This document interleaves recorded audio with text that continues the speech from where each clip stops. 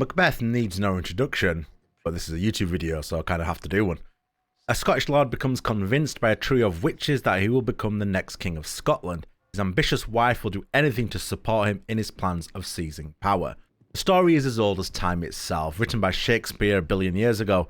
But can Joel Cohen of the legendary Coen brothers go it alone? Or is he to meet the same demise as Macbeth? Let's find out by getting lost in the world of Macbeth. The screenplay written by Cohen doesn't look to update Shakespeare's style for modern audiences, instead staying true to the playwright's classic language. This means the tragedy of Macbeth may not really be accessible to all viewers, or even all Coen brother fans, which could impact just how much mileage you get out of this film. To be clear, it can be a tough watch. I found it a tough watch, and I know Shakespeare, I've studied Shakespeare, and I've read Shakespeare. If you've read Macbeth due to education, or let's just say you're just a fan of old literature, you will get a bit more out of this, and you'll be able to follow the story much more easily.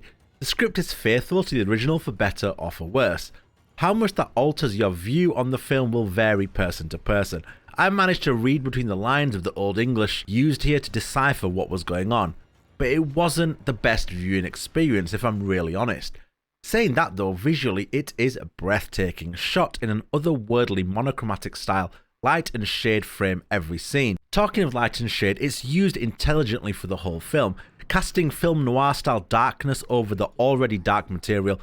For example, when Lord and Lady Macbeth plot to assassinate King Duncan, they're hatching the cunning, evil act literally in shadows. The set production, art style and cinematography takes viewers back to another time and place. It is a wonderful watch in that sense. It's a really striking film in terms of the visuals, which ensures that viewers will still be able to follow the beats of the story over the course of the brisk sub 2 hour film, as long as you know a little bit of what the story has at its core.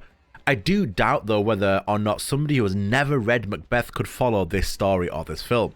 With colour taken out of the picture and a lot of long shots, unsurprisingly acting is at the forefront of the film, and it doesn't disappoint. Show-stopping performances by Denzel Washington, Frances McDormand, Corey Hawkins and Alex Hassel, who all excel in their roles. Corey Hawkins does especially well in his final scenes with Denzel. He doesn't look out of place with the legendary lead, and that is a compliment in itself.